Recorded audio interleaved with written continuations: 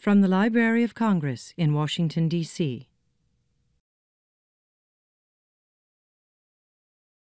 Without further ado, it's my pleasure to introduce Andrew Solomon.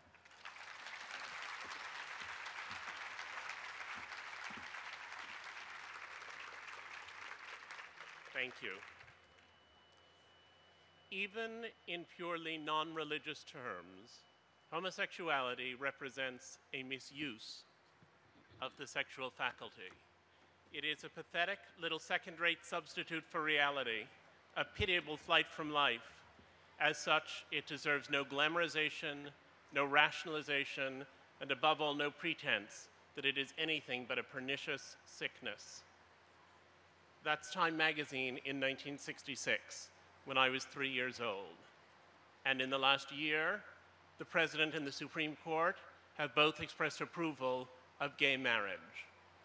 And I set out to write my book, hoping to understand how one of those things came from the other, how we got from understanding something as an illness to understanding that same thing as an identity.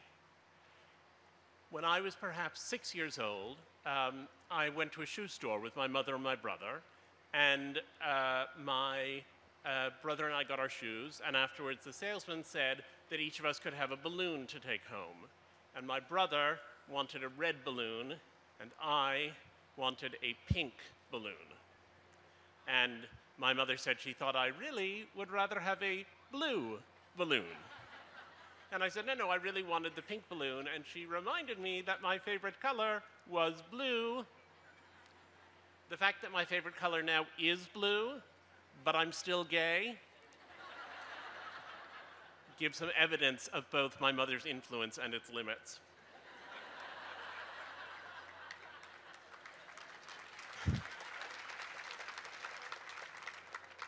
When I was growing up, my mother used to say all the time, the love for your children is like no other feeling in the world, and until you have children, you don't know what it feels like.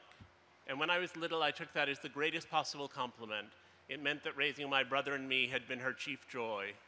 And when I got to adolescence, it made me anxious because I thought, I'm gay and I'm not likely to have children.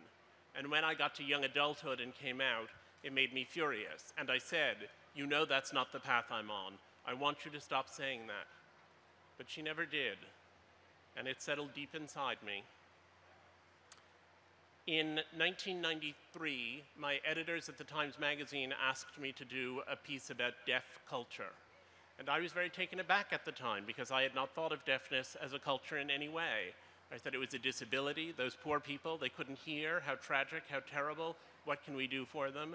And then I went out into the deaf world. And in the deaf world, I met many people who were deaf, who had dogs with whom they could communicate in sign language. I went to the deaf theater. I went to deaf clubs.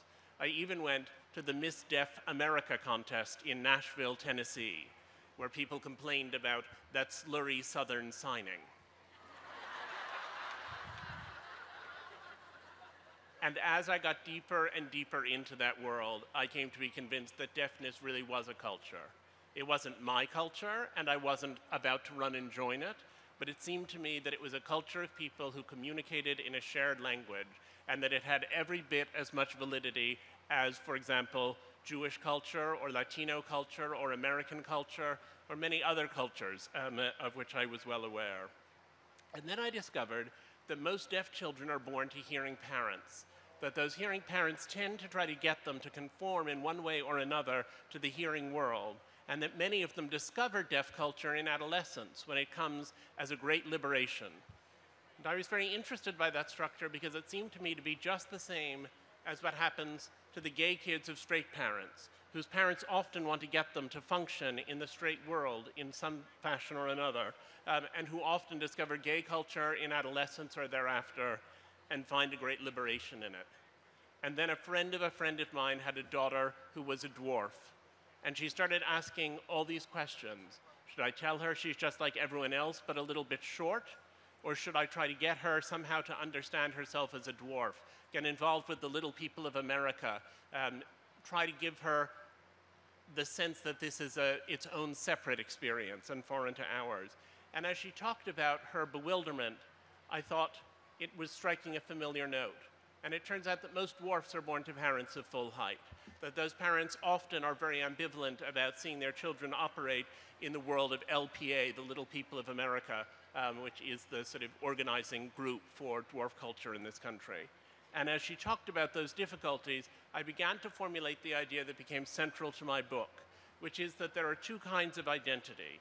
There are vertical identities, which are handed down generationally. So one's ethnicity, usually one's language, one's religion, frequently one's nationality in general. These are things that people have in common with their parents. And even though some of those vertical identities carry difficulties, they tend to be reinforced. So you could argue that in the United States, as it's currently constructed, the current presidency notwithstanding, it is more difficult to be a person of color than it is to be a blonde Caucasian. But nobody is doing research into how to ensure that the next generation of children born to people of color come out with creamy skin and yellow hair. But there are also a group of other identities, which I call horizontal identities because they are identities that are learned from a peer group and not from one's parents, like being gay, like being autistic, like being deaf or a dwarf, like having Down syndrome, like being a prodigy, like being transgender. These are all things that people don't have in common with their parents and that they have to discover in a peer group.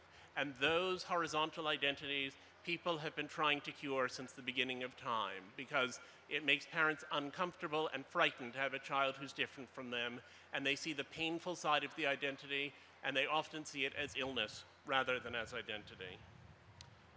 When I started this work, I was very interested in the relationship between love and acceptance. And as I went on, I became ever more interested in it.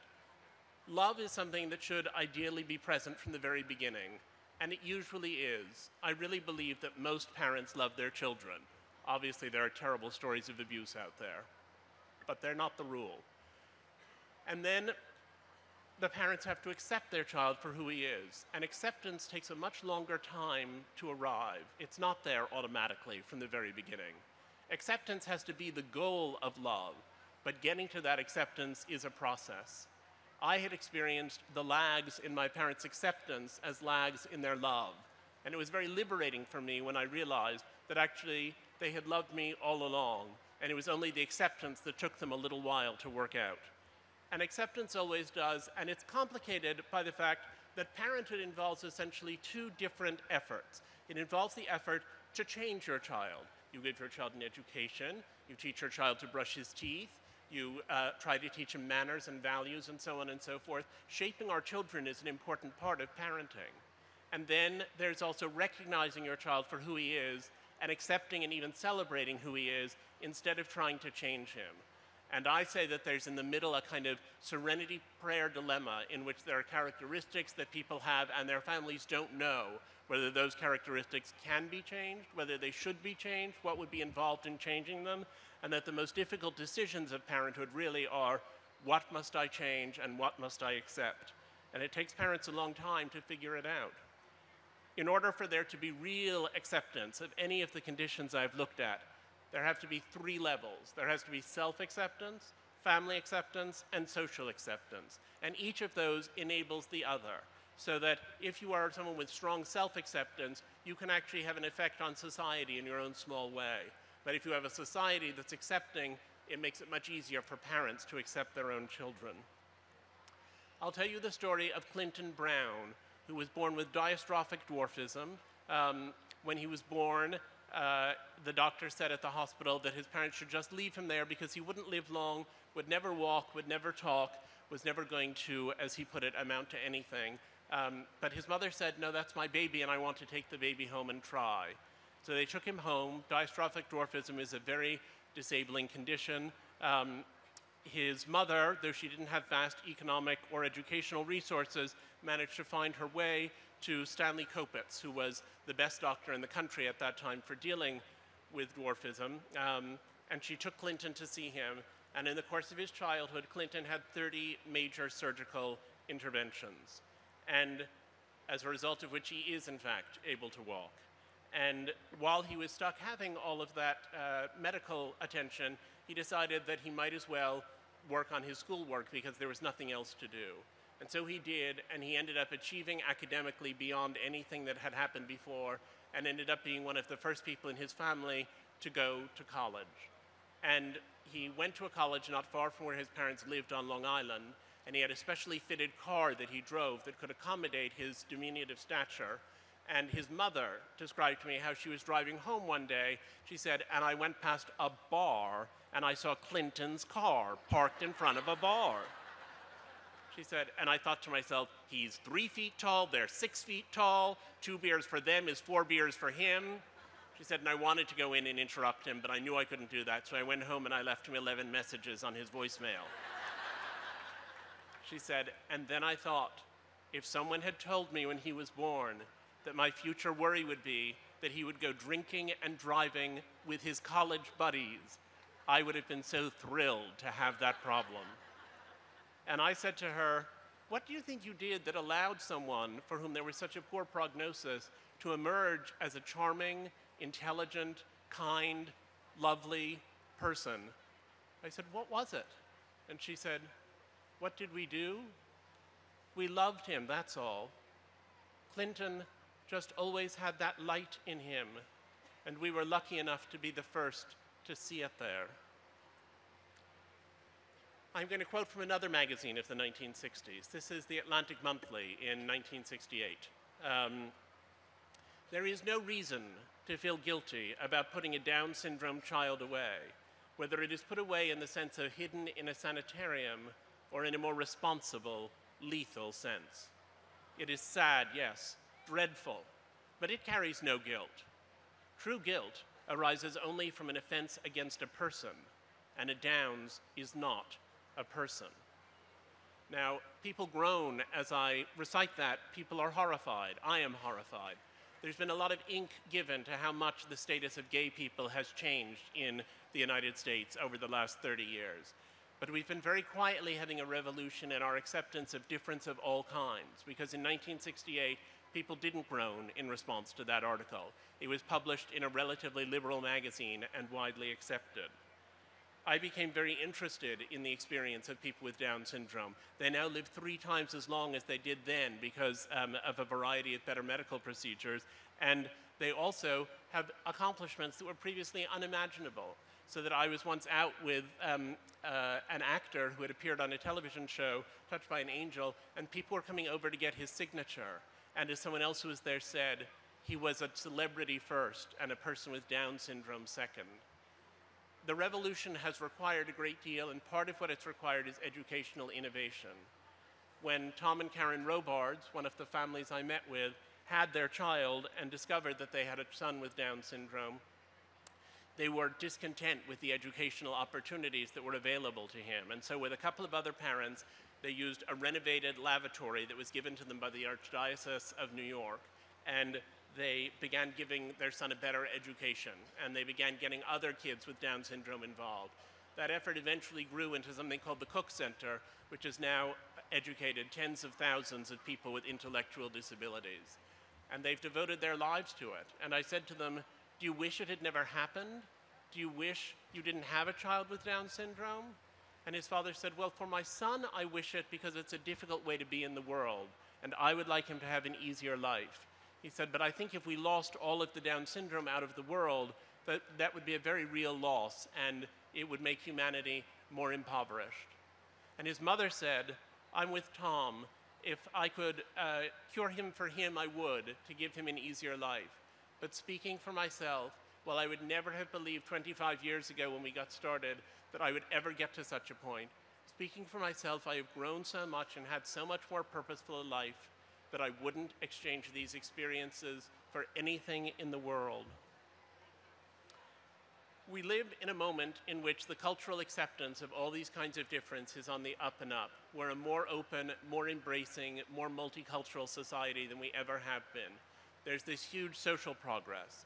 It happens to coincide with a time of huge medical progress.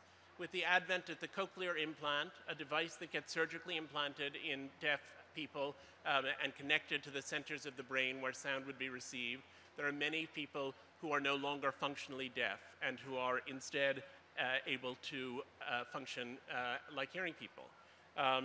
There's a new compound, BMN111. Mice who have been given the achondroplasia gene, the gene for the most common form of dwarfism, who are given BMN111 grow to full size, and it's now being tested in human beings. And there are blood tests which will soon be on the market for Down syndrome that will allow people to pick it up very early in pregnancies and to make earlier decisions if they want to terminate those pregnancies. And I see the medical progress and the social progress as both really fantastic. It's great that we have these greater insights, and it's great that we have a more accepting world, but they're on something of a collision course. They're banging into each other. As someone said to me, it's the Israelis and the Palestinians going into this, and they don't know it. They don't know that they're doing it. And for me, a lot of the time, it reminds me of that moment that occurs over and over in grand opera when the hero realizes he loves the heroine at the exact moment that she lies expiring on a sofa. So I considered all of that. I considered the advent of these cures. I considered the idea that if there were a cure for gayness, my parents would have pursued it when I was a small child. I considered how many parents would probably make that choice even today. And I felt, in thinking about all of it, a little touch of sadness.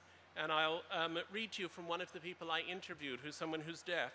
And he said, "While I'm pretty comfortable with my disability and don't see cochlear implant as an evil force intent on destroying deaf culture, I do get a sense of impending extinction.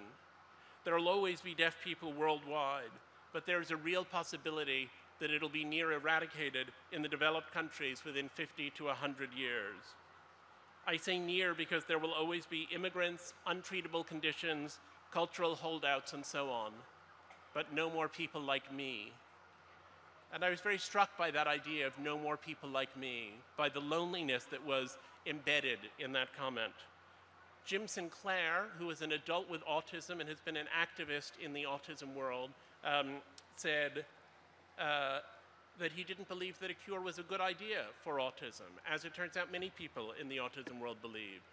He said, "When parents say, 'I wish my child did not have autism,' what they're really saying is, 'I wish the autistic child I have did not exist, and I had a different, non-autistic child instead.'" Read that again. This is what we hear when you mourn over our existence. This is what we know when you pray for a cure, that your dearest wish is that someday we will cease to be, and strangers you can love will move in behind our faces. Now, the rhetoric there is fairly extreme, but it's a sentiment that I encountered over and over again. People who had a strong sense of identity, many of whom had not had that strong sense of identity initially and were then able to develop it. I was very moved by those words. I was moved by the stories of all of the people who didn't want a cure or who said they felt that what they had gone through had given them a valid and wonderful experience. And I was perhaps the most moved by the way that was articulated by the parents of Dylan Klebold. I have one chapter in the book on parents of people who have committed crimes, and I focused on that area because I wanted to demonstrate that this complexity of relationship, this sense of a child who belonged to an alien culture, could have to do not only with the condition with which he was born, or that he developed very early on, but also with what that child did. It took a long time for me to persuade Tom and Sue Klebold, the parents of Dylan Klebold, perpetrator of the Columbine massacre, to talk to me. They were very resistant to the idea at first, but eventually they agreed to it, and I went out to interview them, and when I got there, they were so full of their story that once they began to tell it, there was no stopping them. And I listened closely to what they had to say, and then I said, "If Dylan were here now, is there anything you'd want to ask him?" And his father said, "There sure is. I'd want to ask him what the hell he thought he was doing." And his mother sort of looked at the floor, and she thought for a minute, and then she looked back up and said, "I would ask him to forgive me for being his mother and never knowing what was going on inside his head." And a few years later, I was having dinner with her in Denver, and she said, "You know, when it first happened, I used to wish I had never met Tom, I had never married, that none of this had happened." She said, "If that were the case, Dylan wouldn't have existed and this terrible crime wouldn't have occurred. But over time, I've thought that I love the children I had so much that I don't want to imagine a life without them, even at the price of this pain. When I say that, I'm speaking of my own pain, of course, and not the pain of other people. But I accept my pain. Life is full of suffering, and this is mine. So while I know it would have been better for the world if Dylan had never been born, I have decided that it would not have been better for me. I was struck by how much all of these families seemed to find their experiences isolating. There aren't so many families dealing with dwarfism. There aren't so many families dealing with deafness or crime. There aren't so many families even of children conceived in rape or of people who are transgender. And yet I found over and over again that there was a great deal in the experience they had that actually unites them. And I thought, the differences that we have actually give us all something in common. Curiously, the differences don't alienate us from each other. It's the negotiation of difference in which intimacy lies, and it becomes very central to our experience. I was sort of skeptical of the idea that Tom and Sue Klebold would never have wished for another or a different child. And I was skeptical of the idea that Karen Robards wouldn't have had an equally good life if she didn't have a child with Down syndrome. And I wondered about many of the other families I had talked to. I wondered about someone like the mother of a schizophrenic who said to me, I feel really bad that she had to go through what she went through, but I also recognize that if she hadn't, she wouldn't be who she is today. And who she is today is the most wonderful, beautiful woman. All of these parents kept talking about how these experiences had made them. And at first I thought that it didn't make sense. And then I thought, all of us who have children love our children with a certain number of flaws in them. All of us who have children cleave to the children we have and negotiate those flaws. And if some glorious angel came through my living room ceiling and offered to take away the children I have and replace them with other, better, more polite, more attractive children, I would pray away the atrocious spectacle. And at some level, in the same way that we test flame-retardant pajamas in an inferno to ensure that they won't catch fire when our child reaches across the stove, so these stories of families negotiating such extreme difference seem to me to be representative of the difference that all families have to negotiate. Because I have yet to meet a parent who has not occasionally looked at his or her child and said, "Where did you come from?"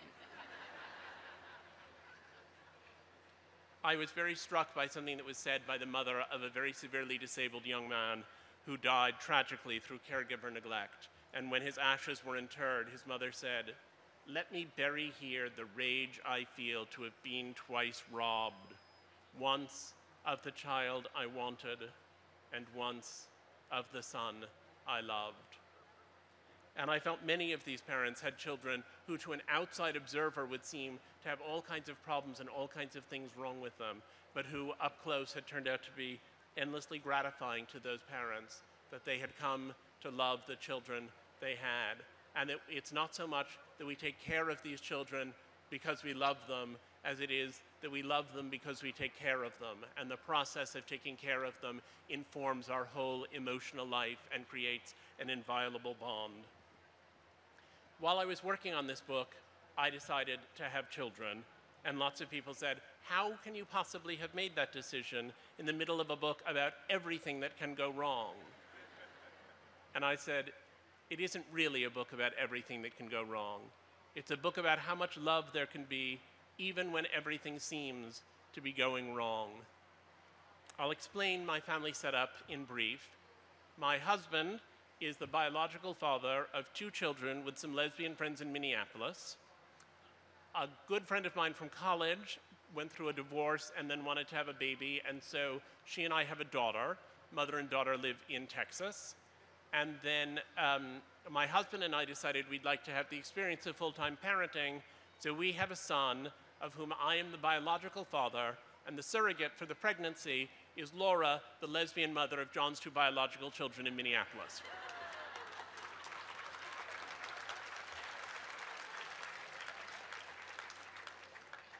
Thank you. So the shorthand is 5 parents of 4 children in 3 states. And there seem to be people who think that the existence of families such as mine somehow undermines their families, that families like mine are leeching away what it is to be a family.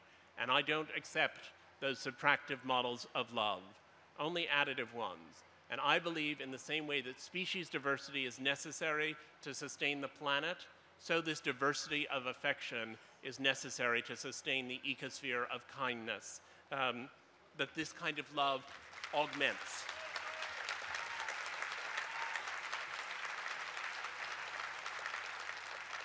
Thank you. Thank you. So the day after our son was born, we were all jubilant. He was our delightful newborn, the beginning of our great adventure. The pediatrician came into the hospital room and said that he was not extending his legs correctly. And I said, oh.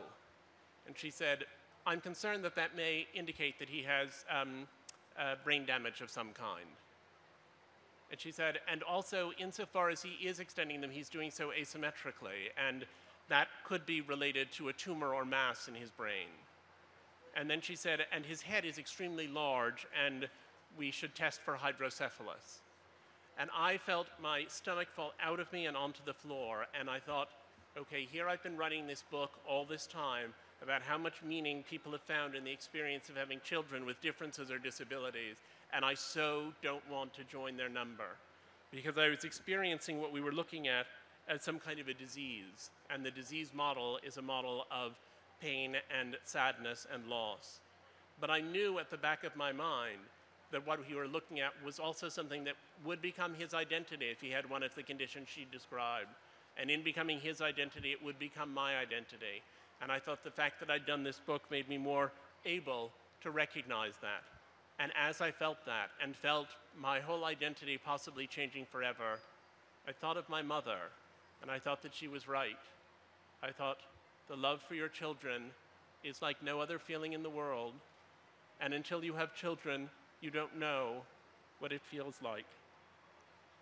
A few hours later, the pediatrician came to say that the scans were all clear and he was fine. And when I asked her what she thought had been going on in the morning, she said she thought he had probably had a cramp.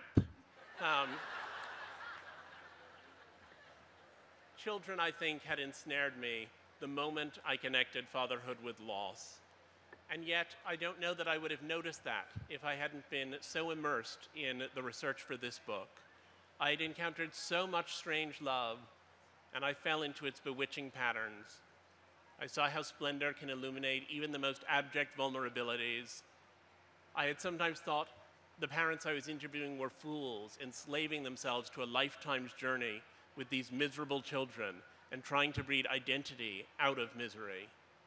But I was startled to realize that my research had built me a blank and that I was ready to join them on their ship. Thank you.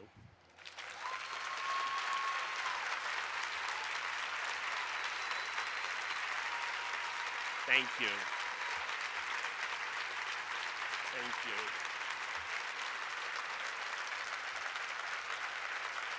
Thank you so much.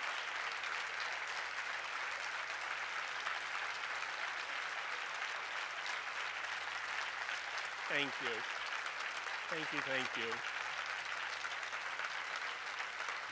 Thank you. Thank you. I'll be glad to take a few questions.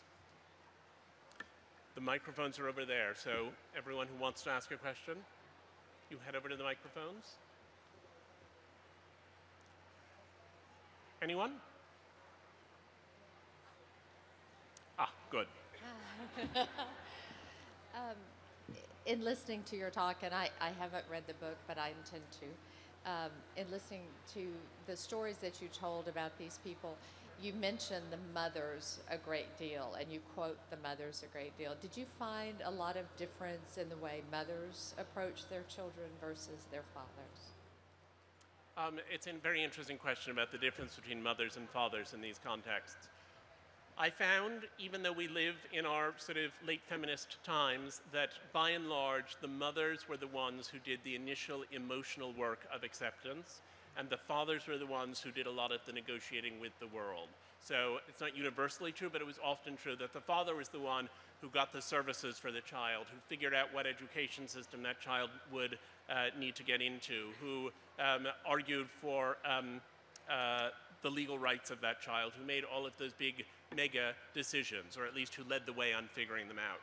but that the mothers were often the ones who first made the leap and said, all right, this isn't what we were looking for when we had a child, but this is what we got, and we're going to find joy and love in it anyway.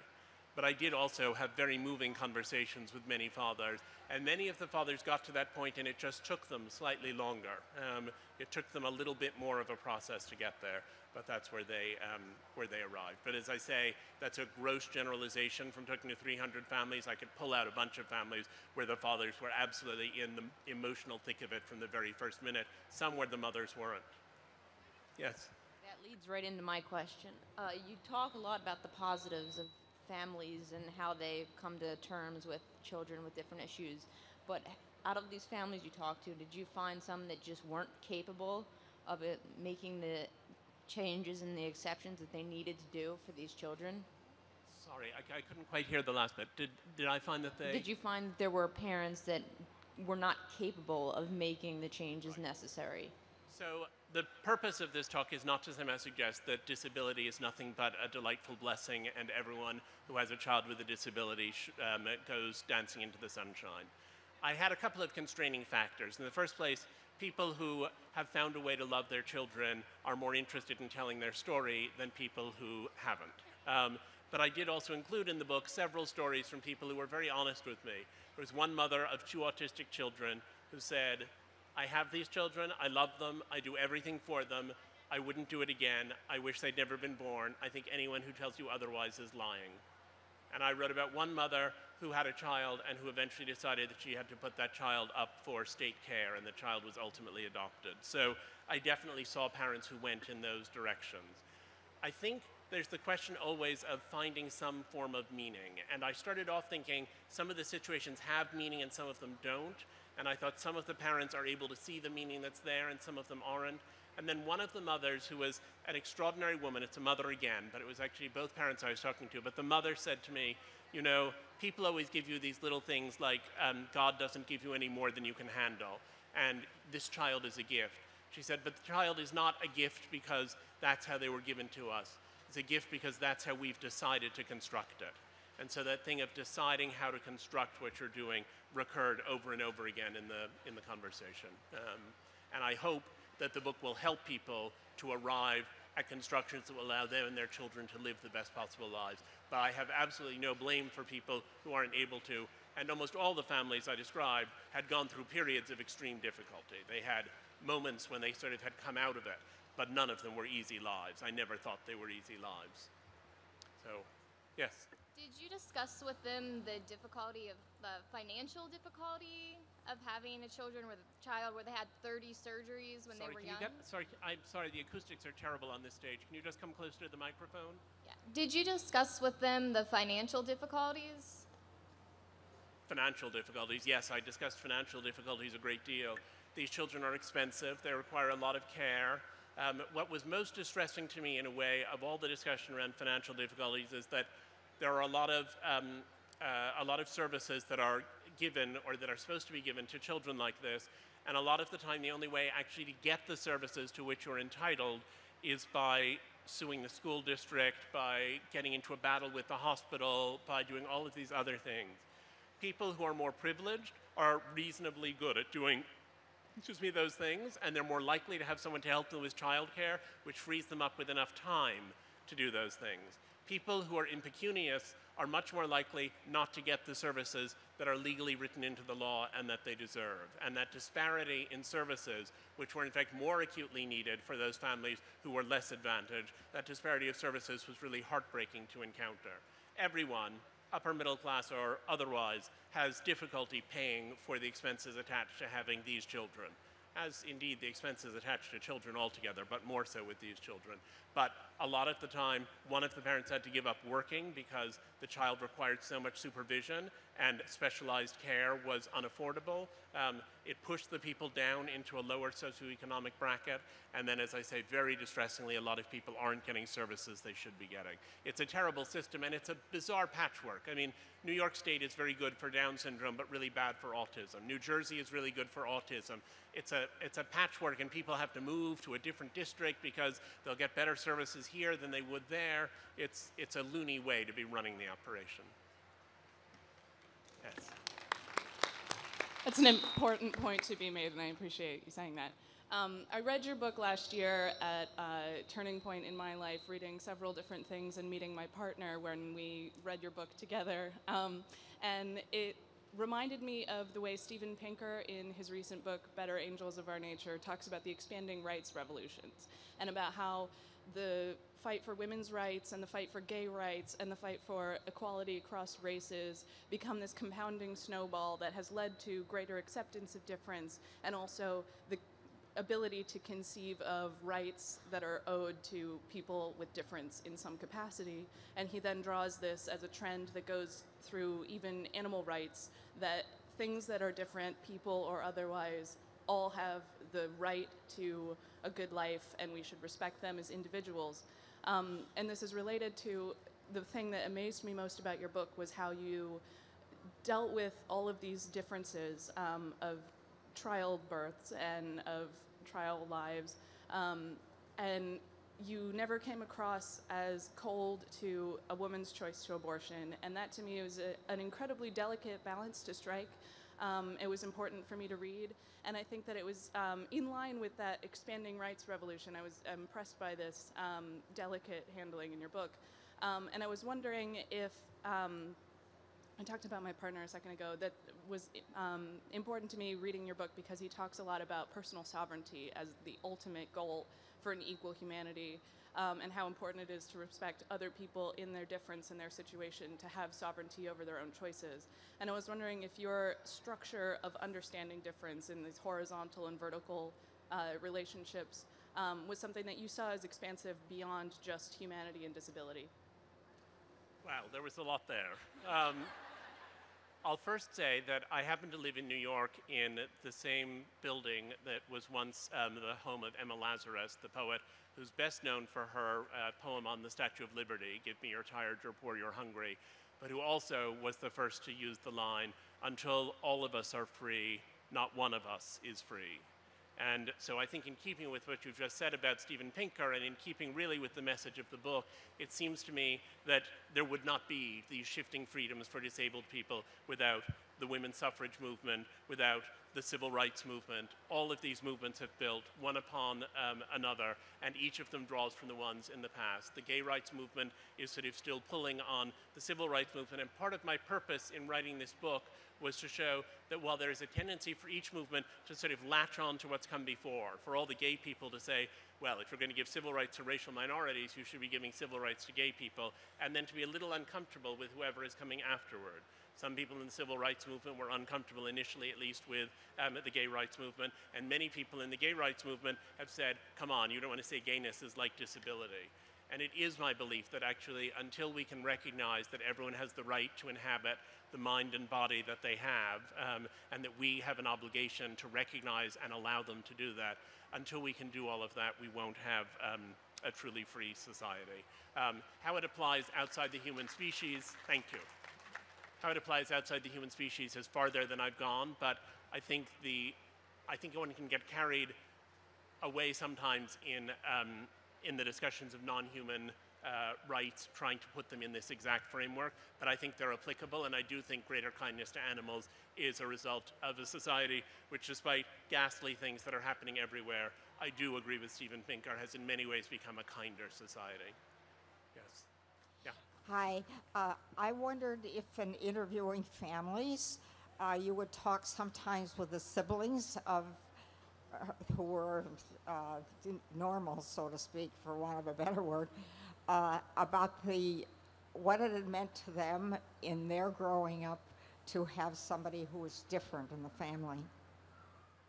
So the question is about siblings, and I was very interested in siblings, and there's a broad range of sibling experiences. I mean, on the upside, the siblings learn a lot from having this sibling who's different from them, and on the downside, sibling who's different can often absorb a great deal of parental attention.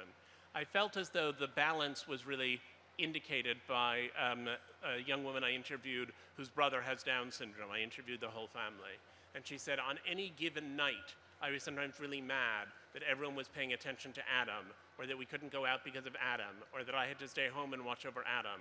But considering my life, She said, "I'm so glad that he was part of my life, and I would never want to rewrite a life without him."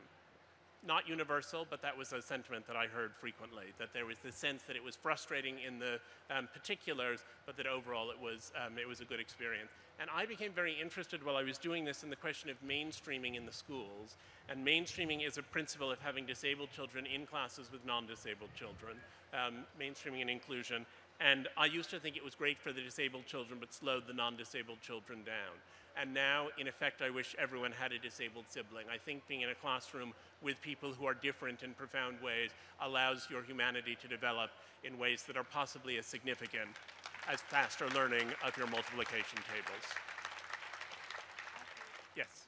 Thank you for your presentation. I spent some time in South Africa doing research on barriers for people with disabilities, and saw the way that race and class and culture really had an effect on treatment and how families looked at their children. I was wondering kind of what the connections between race and disability you saw.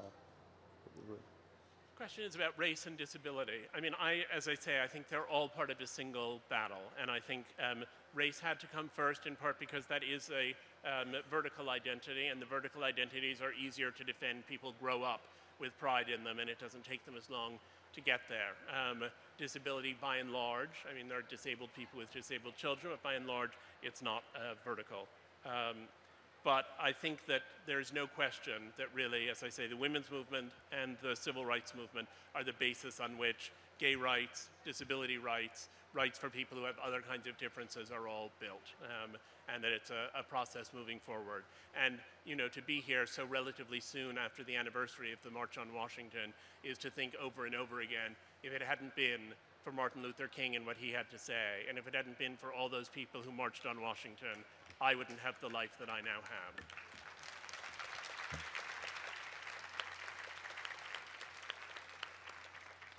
And you? Hi. So I'm currently getting my PhD in public health, and so when you talked about the kind of upcoming precipice of social acceptance and medical advances, they're going to come to this big ahead right now. And in public health, the big thing is preventative medicine right now. Everyone's talking preventative. So as a person who wants to be socially conscious and make the right decisions in my future career, healthcare, whatever it ends up being, what can I do to ensure that I'm minimizing the pain of these people that I may be working with, but keeping that social consciousness? What can we do, I mean, in healthcare or otherwise, to make those right decisions? I think what we really need to do is to recognize that there are two aspects to disability. There is the aspect which is essentially about the physical pain or mental pain and suffering that are endemic to that condition. And then separately from that, there is the issue of the difficulty people have because their way of being is not socially accepted. So if you look at someone who has autism and is banging his head against the wall in the corner, that person is probably in a lot of anguish. But there are other people who have autism who may seem very peculiar to people who don't have autism, but who actually are having quite good, content lives on their own terms. And I think the important thing is always to be asking how much of this pain is necessary to the condition and how much of this pain is caused by social pressures. And can we alter the social pressures enough so that we are only dealing with the endemic pain? And that, I think, has to be the objective. And my time is up. Thank you all so much. Thank you. Thank you. Thank you. Thank you. This has been a presentation of the Library of Congress. Visit us at loc.gov.